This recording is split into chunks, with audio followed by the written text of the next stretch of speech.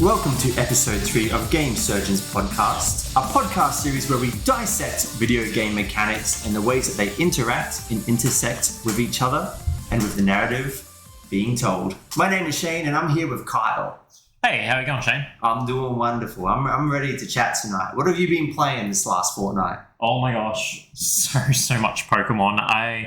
I forgot how many hours I can put into this series. Oh, dude, absolutely. I remember going through some of my old Pokemon save files, and it's like Pokemon Gold 150 hours or just something crazy. Yeah, a little while ago when I was migrating everything forward to Pokemon Bank when that first came about, I looked at my Diamond playtime.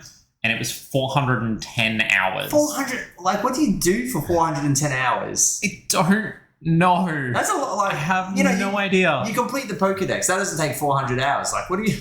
I don't think I even completed the Pokedex in that time. I don't even understand. I was just enjoying the game so much. I think I was just trying to get as many things to level 100 as I could. So that just meant running through the Elite Four over and over and over again. That's insane. I'm doing some quick math in my head, and that's 13, 14 days of lifetime that you've sunk into that. That's huge, man. That's only the one save file. That's one save file on one version of one game. On one version. I had Pearl as well, and I reckon I spent 50 hours in that to get the things that I like, the legendaries and the version exclusives, and chuck them over too. So jeez Louise. Yeah. I can't judge. I've been there. I've been in the Pokemon vortex myself. It just disappears. And Platinum. Yep. I had Platinum too, so jeez Louise. I am the entire reason that the Pokemon company is still afloat. Yep, that's it. If there was DLC back then, bro, that'd be making some bank off you. I don't even want to think about what DLC would have done to me. Yeah. That's wild, man. That's wild. Well, as you may have guessed, we're going to be talking about Pokemon today. Yeah. So we're not going to be talking about a Pokemon game, a specific game. We're going to be talking about Pokemon as a bit of an overarching franchise. And when I say Pokemon, I'm talking about specifically the core games. But if you have just been born this moment, let me tell you what Pokemon is. Because surely you know what Pokemon is. A little bit of history. Because Pokemon was first released on the Nintendo Game Boy. The black and white one, the old school one. Old school. Way back, 1996. Celebrated its 25th birthday this year, didn't it? Yeah. Literally this year. I tried to go to Japan, actually, for the 20th anniversary a few years back. Because I was I'm like, there's going to be some cool merch. Yep. I think out of all of that, I got, a badge. And it actually has, a movie title on it as well. Yeah. But it had 20, so I'm it's official. I remember everyone saying it was going to be a fad. They're like, it's Pokemon, everyone's into it, but it'll be gone by 6 months. And here we are 25 years later. They were right. It was a fad. It's not the same. And then the second one released and it was a fad again. Well, yeah, that's it. And then the third one released and it was a fad again. And it keeps happening that way. And it's it's not as strong as it once was because but look at what we've got here. We had an animated series, which is still going. How many episodes? 600? I don't want to guess. Hundreds, I know we're at series 20 something. Yeah. And we're at season 2 of Journeys right now. Yeah. Which is that's the spin-off stuff, isn't it? No, it's not even a spin-off. It's them looking back at the 25 years of history that they've done, and it's still Ash as the main character, but instead of going through the latest region like they have in every other time a game has released, they are doing a best of world tour style thing where he goes to different region, different towns every week. It's actually pretty damn cool. It's a bit more adventurous than the actual core games. Yes. You're actually wanting to do some different things. It's open world? Yeah, no. Oh my god. We can't be doing that. But that wasn't it. They had trading card games, which is also still going very, very strong. Mm-hmm. Stronger than ever, actually. Yeah, it's so popular at the moment. Toys, merchandise, spin-offs, movies, soundtracks. It was... I just remember... I have a few too many of those soundtracks. I just remember it was insane at the time. And I feel like you and I in our early 30s, I feel like we were there in it. We were just the right age. We were the middle of the hype. Yeah. The perfect age to be captured and exploited by this multi-billion dollar now company. Yeah. and it's funny because of that. We have I feel like we have so much nostalgia attached to it. Oh, dude. And the fact that like the company that's making it, Game Freak, they are continuing to exploit the nostalgia every time they release new games as well, with game mechanics too, which we'll get to that when we actually start talking about the game. So Pokemon, in its essence, is a creature-catching RPG developed by Game Freak and published by Nintendo. So a lot of people always confuse it and think that like Nintendo made this. Nintendo partially owns Creatures Inc., which is the company that owns the Pokemon IP. Game Freak is the developer that, for the most part, develops the Pokemon games, although the most recent games, Pokemon Brilliant Diamond and Shining Pearl, were developed by a third-party developer. It's a remake, so it's not like they handed off responsibility of creating an entirely new generation to some first-time developers or anything like that. Yeah, obviously someone very trusted. Yeah. Who's developing the upcoming Pokemon Legends? That is Game Freak. That is Game Freak. That is Game Freak. Okay. Yeah. So they've handed it off to a third party for these remakes, so that they can concentrate on hopefully doing some new cool things with Pokemon Legends Arceus. I'll cross those fingers tight because I've got a lot of skepticism. Fingers and toes, man. Fingers and toes. That's it. But yeah, there's a million. Like, as we're talking about, like this is, I wouldn't even call that like a core game. It's like. No, I feel like it's another spin-off one. It's its own thing. There's a million spin-offs. But today, we're focusing on the core games. So, like, we're talking about the red, the blue, the yellow, gold, silver, emerald. Crystal, ruby, sapphire.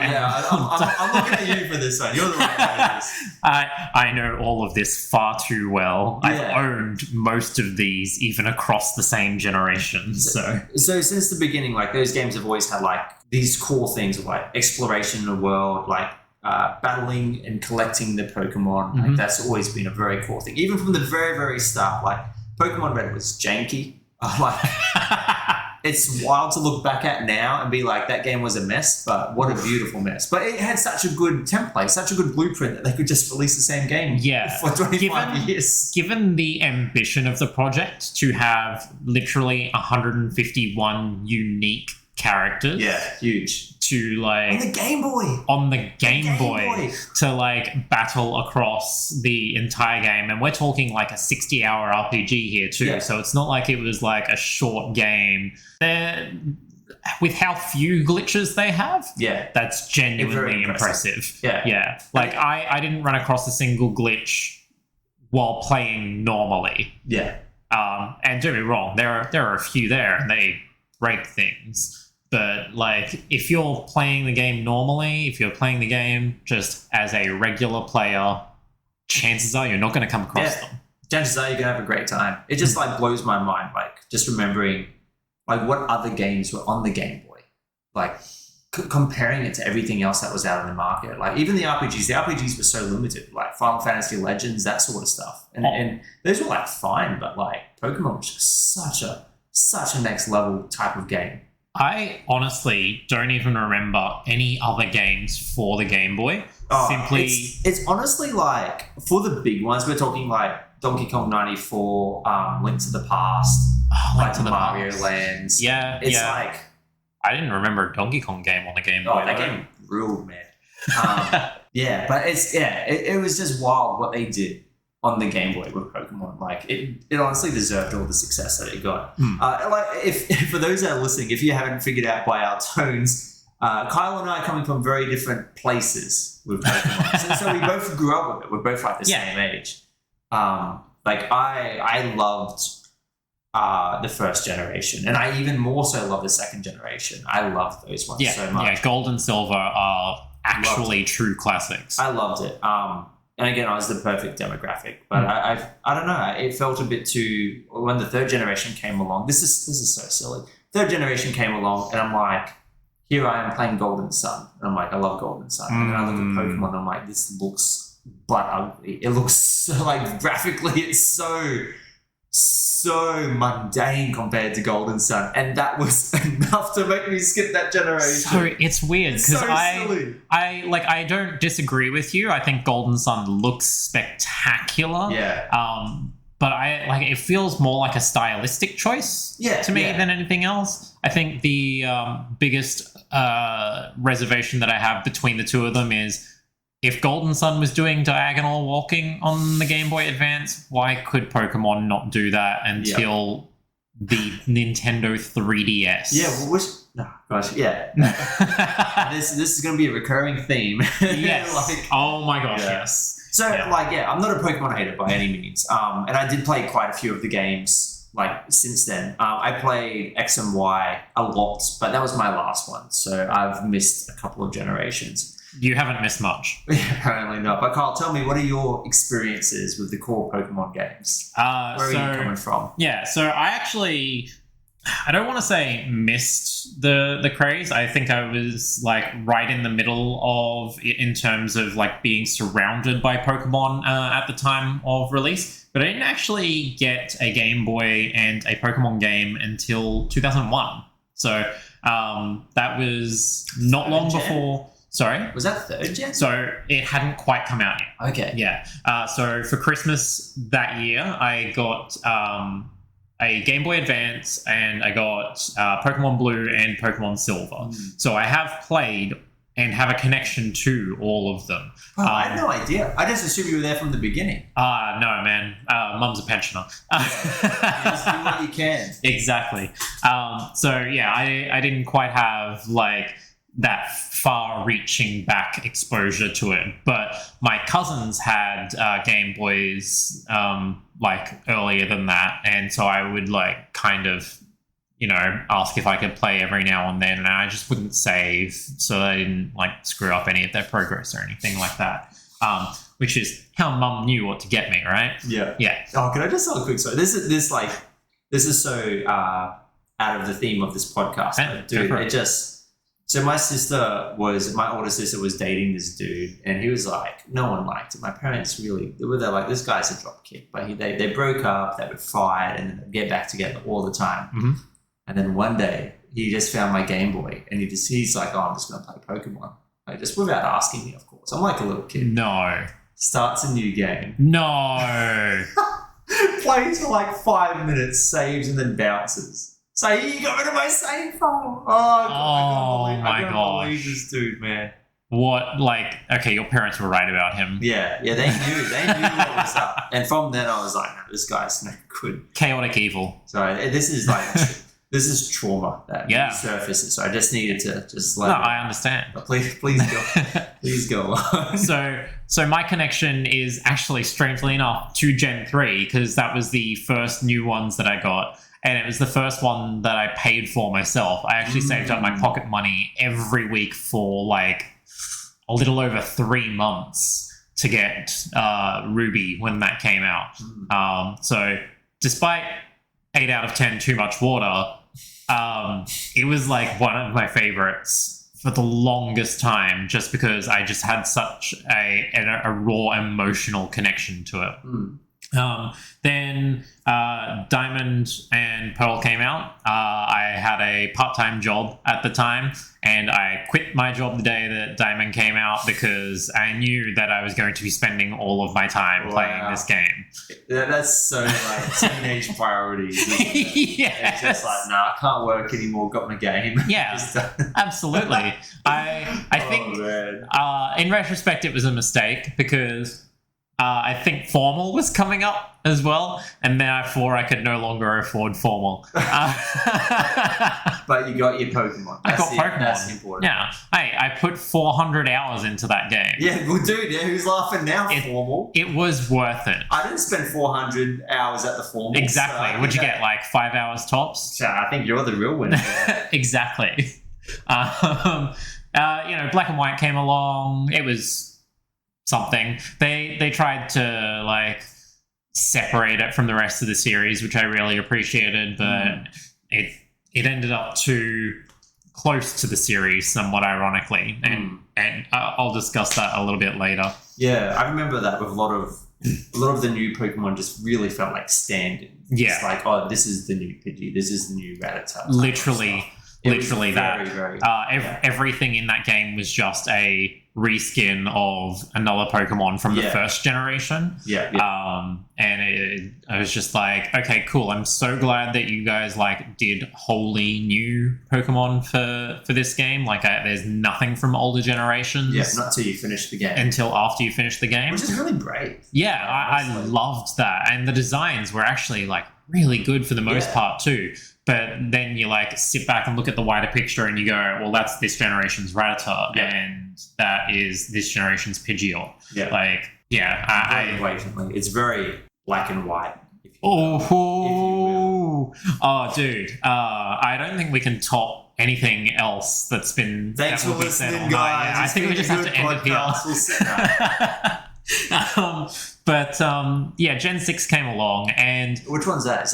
That's X and Y. X and Y, and that's right. That's my station that I got. Yeah, I loved it though. I really enjoyed it. We were all at the right age with the right expendable income, with the right amount of not having responsibility to play that all together. We managed to get a pretty solid group of like 20 people. Yeah, had our own Facebook group and everything. Yeah, oh my gosh. I actually went through that like somewhat recently too, just to see all the documents that we'd uploaded onto it. Yeah. We did, and we had like a battle like league where we'd have like points and stuff. It didn't last very long. It didn't last long, but it just shows how like into it that we got. But no, I have a lot of fond memories of that, and I think that's why I did enjoy that generation so much, because it was such a community aspect. Don't get me wrong, there were a lot of performance issues in X and Y. Oh, definitely. But in terms of, once again, designs, new mechanics that they introduced, I think that was all really spot on. And even like the style choice they made, because it was a big departure graphically from the previous games. I think they nailed that. Yeah. So so did you do the other two as well, Sun and Moon and Sword and Shield? Yeah. So you've done all of them. I've literally done every one of them. Well, I don't think I didn't do Emerald, so there is like a small skip there. And I never played Crystal, but when Heart Gold and Soul Silver came out, they had elements of Crystal in that, so I don't count that. Emerald is pretty much the only one where I don't think I've gotten the elements that they introduced for that from it. Yeah. So. But which not which one did you least enjoy, but which generation do you think you played the least? Oh, let's skip Sword and Shield because it's newer. No, that's fair enough. I played the least is probably Black and White. Maybe. Oh, true. Yeah, because Black 2 and White 2 had a completely different story, so it's like hard to gauge. That there. Like I would separate them slightly. Yeah, that's fair for that. But if we're talking about least favorite, the Sun and Moon. Yeah. I've heard of a few people that have taken that. Stance. And we can get into it when we like start talking about the mechanics that were introduced there too. Yeah. So like as a whole, you've followed it very closely. I know you played like a lot of the spin-offs as well, but when it comes to like the core stuff, I don't know anyone more knowledgeable or more experienced than you. There are definitely people out there. There are. There's some absolute Pokemon fanatics, man, that just like live and breathe this stuff. I've never done official competitive. I wanted to at one point, but even I've done that. I got one tournament. I got rolled, man. I can imagine. Sylveon. I don't know. I didn't know the matter. Well, it's because you didn't roll with me enough. Yeah, maybe. Yeah. Well, that kind of grounds us, kind of like shed some perspective where we're both coming from. So let's get into it. Let's get dissecting. Yeah. All right. Chop. Doing choppy arms. Sound effects inserted later. Yeah. No, don't say that. I'm going to use that to cover up my swearing. I mean, what? Better swear more. All right. So, look, there's a lot of things in Pokemon, right? There's a lot of... It's crazy because so many were there from the start. Yeah. And so many... Like, we're going to kind of break it down. We're going to talk about those core elements that were there in the start and have stayed throughout the series, and then kind of talk about ones that are introduced later. But just, like looking, if you like break down each of the systems, it's very ambitious. Again, for a Game Boy game. What the hell? Oh my gosh. And admittedly, like they've upgraded some of these systems since the Game Boy, so they are even more complex now than they were then. But yeah, just the fact that you could get away with like 5 stats, each Pokemon having different growth patterns, different experience required for each level, different levels required for evolutions, evolution paths for one group in particular. Like, it is insane how much time, effort, and love was poured into the development of this game. Satoshi Tajiri just... Yeah. Oh man, props to him. I like you can absolutely tell it's a labor of love. Yeah, dude, just he had been like thinking about this game since he was a kid. Yeah. He had to have been. It is just so well realized. And yeah, I cannot imagine how they thought they could do this, how they actually did this, and honestly, it blows my mind. Blows my mind. I think it's amazing. So yeah, what's the first one that you want to start with?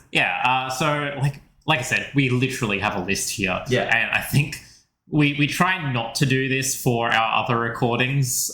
We like a flow a bit, but to keep things organized, I think we are literally going to go down the list. Yeah, well, let's do it. Yeah. Okay. So first of all, these games are very linear. It's a very despite giving you a lot of choice in terms of how you build a team, how you level up, essentially, so your character growth for an RPG, they are like very, very controlled in how you get to new spaces, what you're allowed to do and when.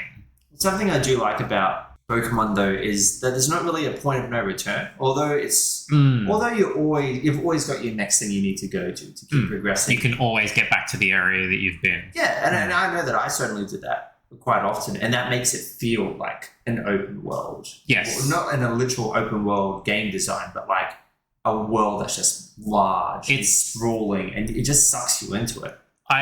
So my game history is like kind of skewed. I don't remember when things actually came out, but given how old series Metroid is in general, I'm going to assume Metroid was first. And Metroid was like 1980 something. Yeah, it was a long ass time ago.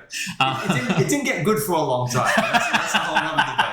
First 2 Metroid games are pretty booty. But there's actually a bit of a Metroidvania quality to the Pokemon games. I never really thought about that. But the amount of times that you would like walk past a bush or something or a body of water. Yeah, and you can't cross that or get past that bush or get past that giant Snorlax in the road. Yeah.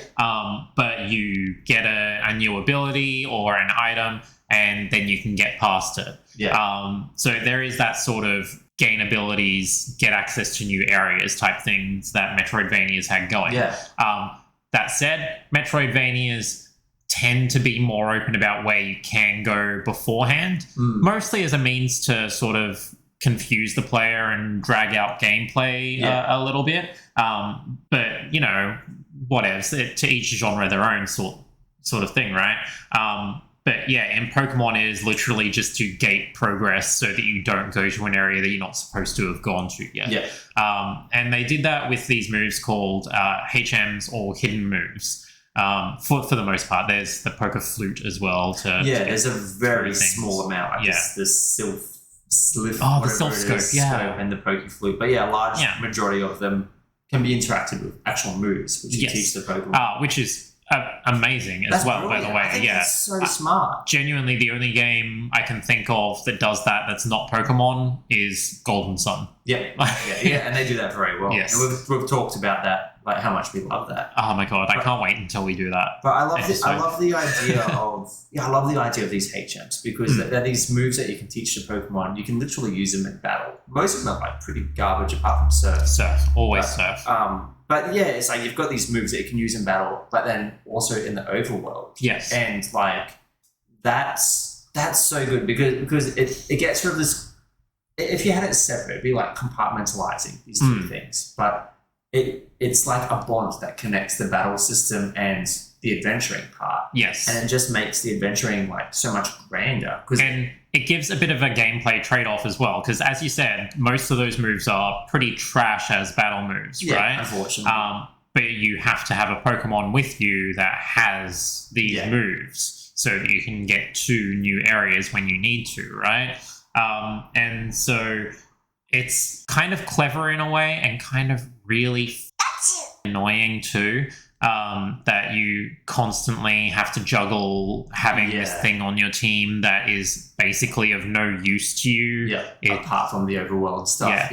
To the point where the community around Pokemon actually gave it the term HM slave. Which is so funny because I'm going to talk a lot about like building relationships with the Pokemon and not just being sprites, but actually being like naming them and being your favorites. The story very much like tries to focus on you being friends with the Pokemon. They're your partners. You're their trainer. It definitely pushes you in that direction. It's like a companionship in Pokemon. Like I'm thinking about the early games in particular. There's a part where there's like a Machoke who's helping build a house and just stuff like that. It just makes the world feel so lived in. So the idea of there being a HM slave is just like so funny because it goes in the other direction. It's very bad, isn't it? Because especially calling it a slave. I know, because that's what they are.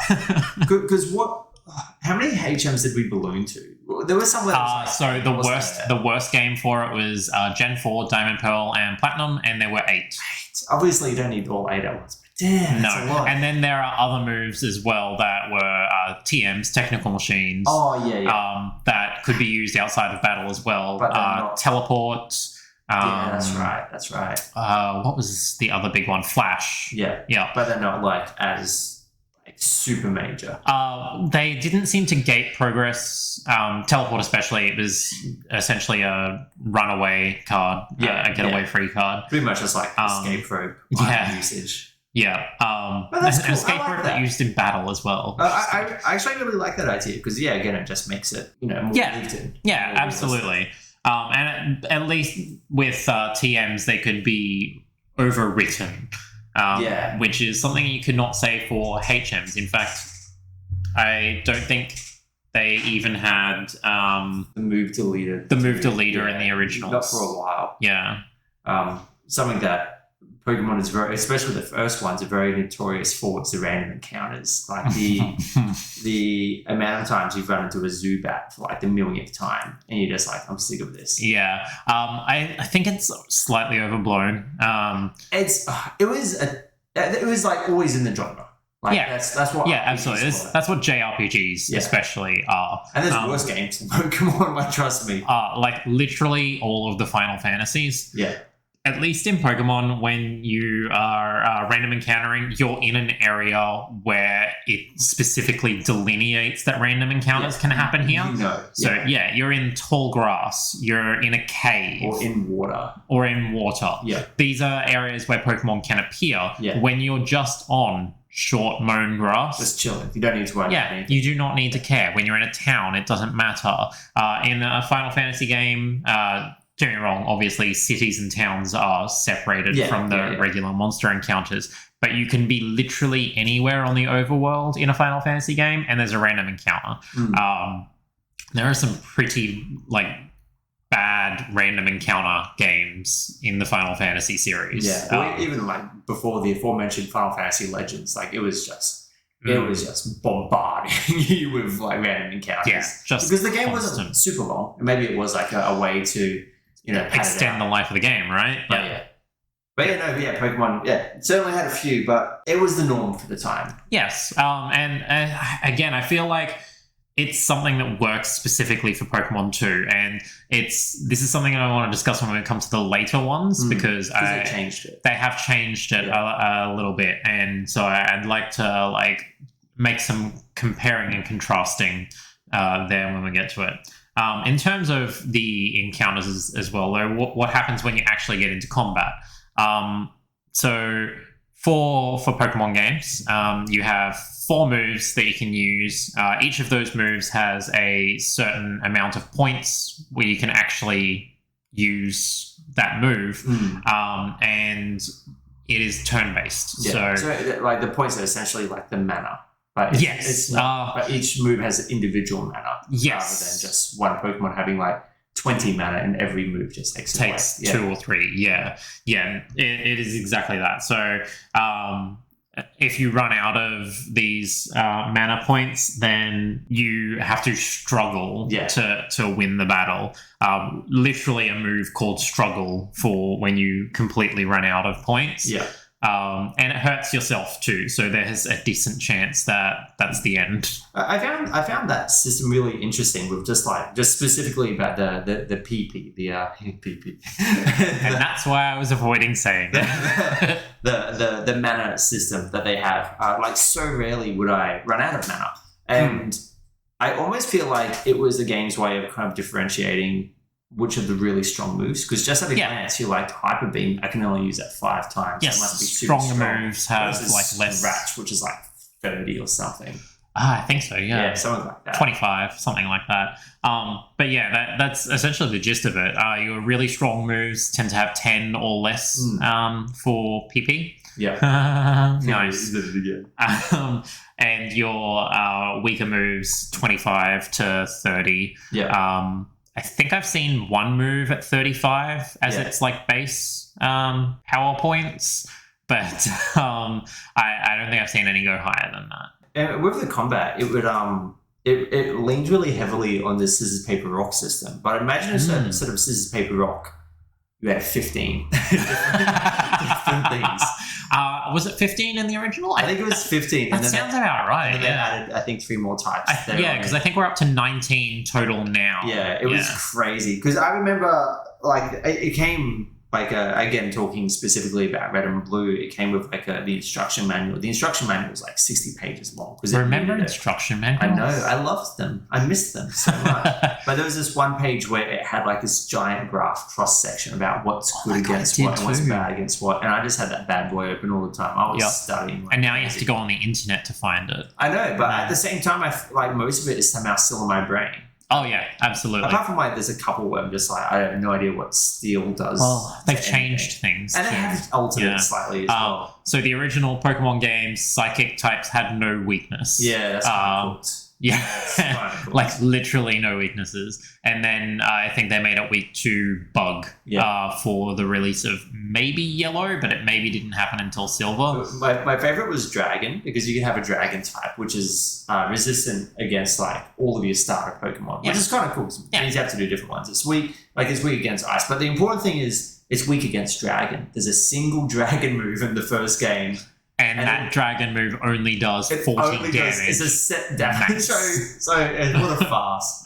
What a farce. But I thought that was really cool. And it's like, I don't know, I feel like this game was just marketed to like 8-year-old boys, because it just like triggered all the right things in my brain at that time. I love the idea of like trying to learn all the different types. What's good against what type of Pokemon is that? It's like hitting all the right dopamine centers. It does. So good. Did you know that originally they were going to go with Clefairy as the mascot for Pokemon? I heard that. Yeah. I heard that. And the Clefairy was, if I remember correctly, a person that had been transformed into a Pokemon, not unlike Bill in the thing.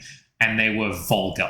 Yeah. Oh man, some of the beta stuff that you can find is just like hilarious. I'm just so glad they scrapped some of it, because it's just like what? Yeah. Why was this a choice? Yeah. I remember reading that there was They were originally looking at having a flying type and a bird type, and they'd be separate things. I think they just intended that. I don't know about that. I hadn't heard that. I think that originally they had just made the flying type the bird type, but then they realized bugs can fly as well. Yeah. It kind of makes it a bit tricky. Yeah. I remember there's going to be reading about how there was also going to be a sound type. That was based on sound. Which would have been really cool, especially for some of the Pokemon that were introduced in Gen 3. Yeah. Long time, like, Pokemon players will know which Pokemon I'm talking about, hopefully. But yeah, sound... Talking about Pikachu, right? Yeah, definitely. Because the guitarist that uses electric Pokemon. Of course. There would have probably been some cool stuff there, but I think that all got absorbed into the worst type that persists to this day, the normal type. Oh, yeah. Yeah. That's just we don't know what to do with this. Let's just... Are you a bull? Yeah, you're a normal type. Yeah, it has some advantages, which I've found out while playing the new Brilliant Diamond Shining Pearl thing, which we'll get onto in a bit. But yeah, for the most part, normal is completely forgettable. Oh, it is. It's such a throwaway. It's like, we don't know where to put this. Yeah. So as your moves, how much damage they do, they're determined by stats. This is a regular JRPG thing. It's not anything new. In Pokemon, in the original ones, it was determined by attack, defense, speed. And just special, wasn't it? There wasn't. Oh, that's right. It was. There was a special stat. Yeah. I completely actually forgot about that. But there's one more stat. And the game did such a garbage job of explaining it all. Yeah. Oh, I didn't know about stats at all until like Gen 3. I'd always see special, and I'd be like, "Does that mean that Pokemon's signature move or something?" Yeah. I had no idea what was going on. It is just dreadful. In fact, I think the other side you're thinking of is health. Oh, yeah, literally HP. Yeah, of course. Yeah. Because when you go up the level, you see all the things come up. Yeah. Those are your stats for the initial release of the Pokemon games. The combat was pretty basic. Is that like... It's still pretty basic, let's be honest. I think it's a very basic system. Yeah. And it's kind of like... It reminds me of a card game, which is probably why it works so well as a card game. Yeah. Like when you have a card game... You've got your basic rules. Your moves and stuff aren't crazy. So you have to create a meta from it. You have to find the very specific combinations that kind of expand and stretch the game a bit more. Did you around about the same time as the Pokemon trading card game, there was the Yu-Gi-Oh! Trading card game. Did you ever play that? I played a bit of Yu-Gi-Oh! And stuff as well. So I remember having a card combination that I loved that I could never actually use because, of course, the heart of the cards was not with me, which was a... The heart of the cards... It's like... Might as well just call it the Deus Ex Machina right there. It's like... Oh my god! We were talking a little bit before the podcast about the Matrix. That's the Matrix is just like, Yuki's gonna win this. But I realized while watching the Matrix over the last few days, because the new Matrix movie comes out Boxing Day, right? I realized the Matrix is literally a god in the machine. It is. It is. That is the entire storyline. Is that there is a god in the machine? I'm just like. Why don't we put up with this? Yeah, it's very on the nose. Yeah. Anyway, back to the actual point. What was the point? So I don't think that the battle system is not bad by any means, even like Gen 1. No, there's a lot of depth. It's just technically very simple. Yeah, it's very simple. And I think even like on the current games, it's simple. Like they've added so many more quantifiers, which we'll get into later on, which make it a bit more complex. But even as a whole, like if you look at absolute top level Pokemon these days, like you can explain it to someone like quite simply. Yeah. Like, they're doing this because of this. Like, this is what Trick Room does. It's like, okay, cool. I understand that concept. Oh my gosh, Trick Room ruined me. Sorry, you're going to send me into a catatonic state. I'm bringing in the trauma. All of this contributes to the fact that, as we mentioned before, 151 Pokemon in the original game that you can catch every single one of these. And that was the tagline for the first few games. Gotta catch them all. Yeah. And then they stopped doing that because the main character of the anime stopped trying to catch them all. Have we cracked 1,000? We're very close to cracking 1,000. No, not yet. I think we're at 894. We're getting very close to cracking 1,000 Pokemon. So let's not try to encourage them to catch them all. I would be surprised if they went higher than 999 for Gen 9. Yeah. I think that would be appropriate. I think that's fair. Yeah. So I don't think we're going to crack 1,000 for a little while yet. And then there'll be number 1,000 will be you have to download this failing Pokemon spin-off game on mobile and play for 10 hours and then send over the box to Pokemon Bank. Because you know I will. Because they will. I know. That's what I mean. They've got if people want to do that, we'll just do it. Remember the Pokemon Go one? Yes, the extent I went to get Meltar and its evolution Melmetal. Because they know that there's people out there like you, they're just like, I don't want to touch that spin-off. I guess I have to. Fools. Yes, master. But yeah, you can catch all of these Pokemon. And I love that. I love that. Like you said, the tagline, gotta catch them all, is literally about hitting that dopamine center of, well, I mean, you've told me to. Yeah. I have to now. This is the beauty in it. And I don't know if this is by design or just a beautiful mistake, but you adventure, right? Mm-hmm. And using your adventures, you have to have Pokemon have certain attacks. And I'm drawing a triangle in the air of my hands here. So you've got the adventuring, and then you've got the battling down here, where it's connected with the attacks. And to catch Pokemon, you have to battle them, right? Yep. So it's all connected. Yeah. And I love that, because you want to catch them so you can continue to explore, you can continue to go on like adventures. From like a narrative perspective and a theming, like they nailed it. The systems tie in so brilliantly. It is like such a perfect trifecta. It's so good. Lightning in a bottle that could literally never be caught again. Yeah, it's literally, and again, like this is one of the reasons why Pokemon became so marketable. Because like,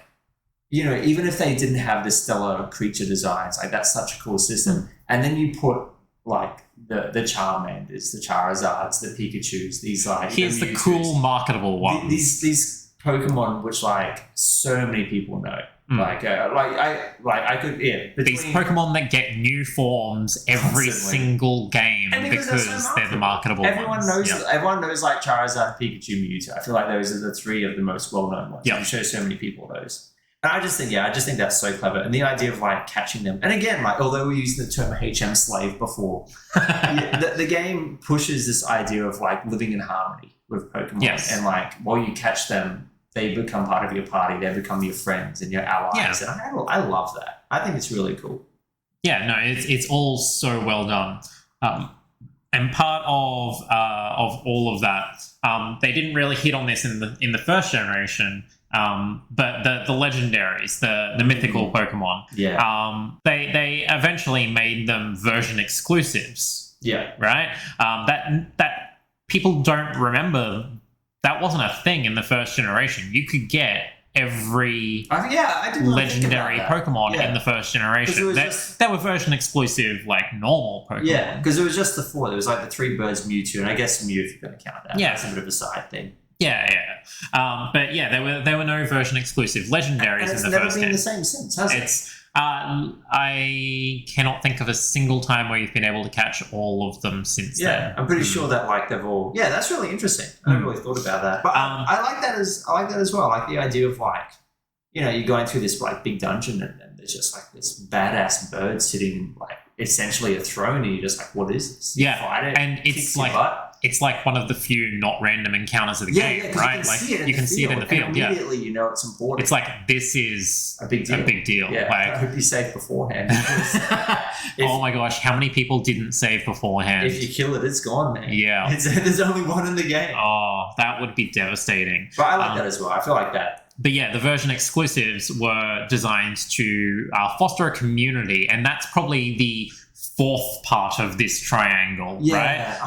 So we're going to call it into a square. Man. I don't know if I like it or not, because it's. I think it's genius. It is, but it just feels like such a cash grab. Like they kept doing it forever. Like I understand it. It's just like, you know, your mate gets this one and you get that one, and then you like have to interact with each other. To work together. The fact that like in the first generation it wasn't legendaries, it was Pokemon that you could catch at any time. Yeah, if you just wanted to. Like, that we're talking like Sandshrew for what was he trade with? Growlithe or something. I think Growlithe was the version exclusive. Yeah, and that's it, right? Like.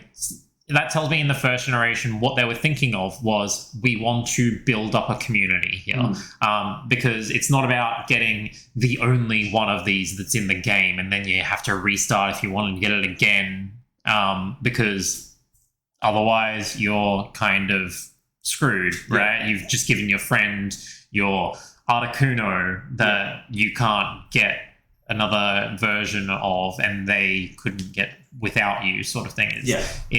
That's a bit sketchy. That's why people buy two versions of the same game. I know a few people. There's one in this room right now, and it's not me. I don't think it's a cat either. All right. It's because of stuff like that. I don't know. Like, I understand it's not intended as a cash grab, but I think it is now. Yeah. But I think for the first generation, it wasn't. It was cool. It was a cash grab in the way that it was designed to peer pressure kids into getting Game Boys and the other copy. Yeah. So that they could be with their friend group doing the cool thing. But it wasn't like a peer pressure in the way that, well, you have to buy 2 copies to be able to fill your Pokedex now. Yeah. Yeah. So, and that had, I know we'll go back to this previous one, but like trading was like such a big part of it. Like, there's actually evolutions tied to trading as well. Your Haunter into Gengar and your Machoke into Machamp. Yeah. Those were both tied to trading to another player. You could only trade like that. Yeah. I thought that was really unique. Really it's like I said, just more ways to foster community. And I think that's been a core mission of Pokemon. Like, you look at Pokemon Go, and like that's what that was. They want people to be outside and moving and meeting other people, and exploring new locations in the real world, and building a community. Like, it's always been such a core concept of Pokemon as a whole. Like, this is what we want to do. I think that's awesome. Absolutely. It's like literally the theme, I think, for the entire series is fostering a sense of community. Yeah. How wholesome. Yeah, right? And like, the world has changed. It's been 25 years. Yeah. So the world has very much changed since the first Pokemon games. And they are still doing like new mechanics to try and keep that community going. And we'll talk about that some more as we come across those. Talking about like kind of like, the mission statements and like everything. What do you think the mission statement is of like online Call of Duty? When I talk to people on voice chat, I don't know. It's not very welcoming. I think the mission statement for online Call of Duty is pull as much money as possible out of these suckers while this series is still popular. Yeah. It's still going. It's still going. It's still... I don't know who's buying it. I don't know anyone personally who's buying it, but they buy it. Oh my gosh. Until recently... Pokemon had not fallen into this trap. So before Pokemon Unite, which is a side game, we're not going to talk about it extensively here. But just because there's so many. The reason why we're not talking about side games is because there's so many. we might do them in the future. We might focus on a couple of them. But if we're going to focus on a couple of them, like, we're talking separate episodes for each because they're such wildly different genres. It's impossible. They're insane. But yeah, in terms of Pokemon Unite, Pokemon until recently hadn't done the thing that Call of Duty does, that Call of Duty makes its bread and butter off of, which is charge money for digital items. Pokemon Unite does that. It's a different world. You pay for skins of Pokemon, and you also pay for items that affect how you play in game. There's a very different Pokemon than what we're talking about right now. Like, it's a completely different genre, but I mean, in terms of like that mission statement, it's. Well, we're talking about the different groups, like the Game Freak, and like everyone's making all these different games. But yeah, it's very different. It's very different. We talked about evolution briefly, but I want to come back to it because I feel like it's such an understated part of Pokemon.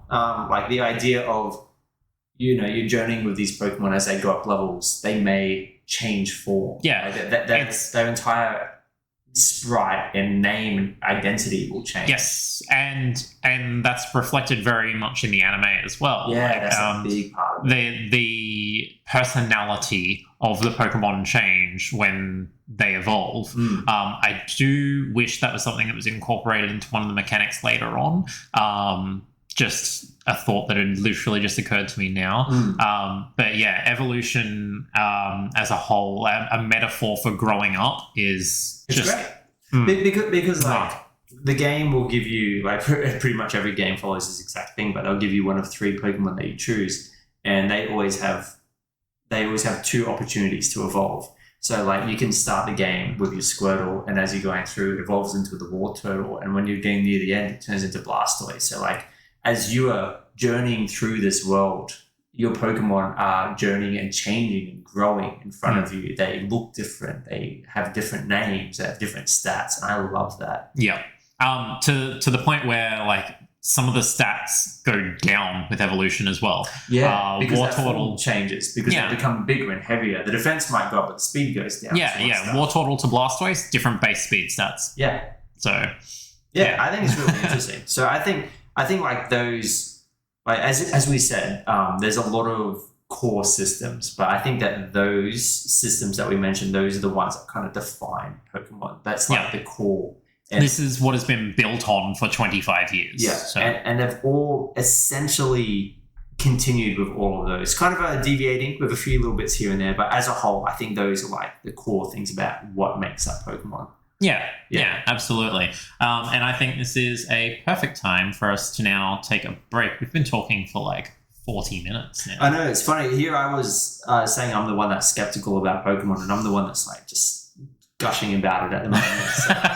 So we'll take a break, and when we come back, we can look at how Pokemon has changed and evolved in the last 25 years. Hey, pun number 2. Yeah, and out.